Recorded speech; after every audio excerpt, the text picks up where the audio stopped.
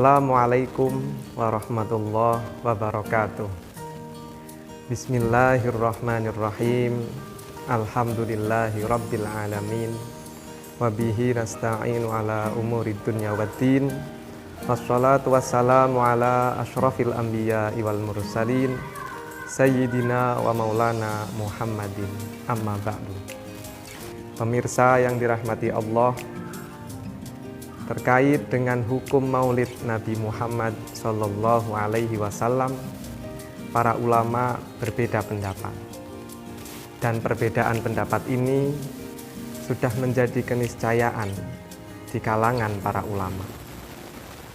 Hal tersebut dikarenakan perbedaan cara pandang masing-masing ulama terhadap suatu permasalahan. Ada ulama yang cenderung kontekstual, dan ada lagi sebagian ulama yang lebih memilih memahami sebuah kasus secara kontekstual.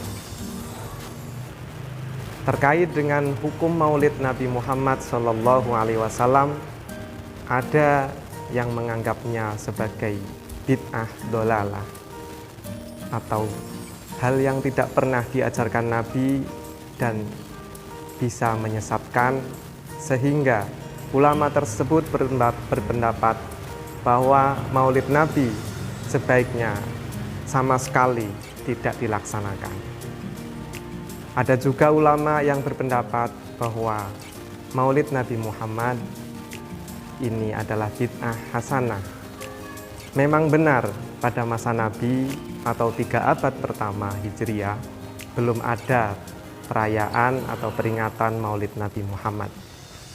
Akan tetapi karena melihat substansi dari peringatan tersebut, isi dari peringatan yang dilaksanakan tersebut dianggap tidak menyimpang dari syariat Islam, maka peringatan maulid Nabi Muhammad dihukumi oleh ulama tersebut sebagai bid'ah yang hasanah, atau hal baru akan tapi yang bisa mendatangkan kemaslahatan, bisa mendatangkan kebaikan. Dapat kita lihat di realitas yang ada di masyarakat kita, peringatan maulid seringkali diisi dengan hal-hal yang secara substansial tidak bertentangan dengan syariat. Ada yang diisi dengan pembacaan kitab-kitab, misalnya seperti Al-Barzanji yang berisi biografi dan pujian kepada Nabi Muhammad. Ada juga sebagian masyarakat yang lebih memilih mengisi peringatan maulid Nabi dengan kegiatan pengajian. Kedua kegiatan tersebut tentunya tidak bertentangan dengan syariat Islam. Maka dari itu, kita sebagai umat Islam harus bisa melihat perbedaan yang ada di kalangan ulama sebagai rahmat atau sebagai kemurahan bagi kita. Jika hati kita lebih condong untuk tidak memperingatinya, maka ada ulama yang bisa dijadikan panutan. Dan jika hati kita lebih condong untuk memperingatinya, ada juga ulama yang bisa dijadikan panutan. Adapun salah satu ayat yang dijadikan dasar dalam peringatan maulid Nabi Muhammad SAW adalah firman Allah di dalam Al-Quran, tepatnya surat Yunus ayat 58. Bismillahirrahmanirrahim. Wa bifadlillahi wa birahmatihi fabidzalika falyafrahu. Yang artinya kurang lebih, maka dengan anugerah dan rahmat Allah kalian bergembiralah. Dari ayat tersebut, sahabat Ibnu Abbas menjelaskan bahwa yang dimaksud fadlillah atau keutamaan dari Allah adalah ilmu.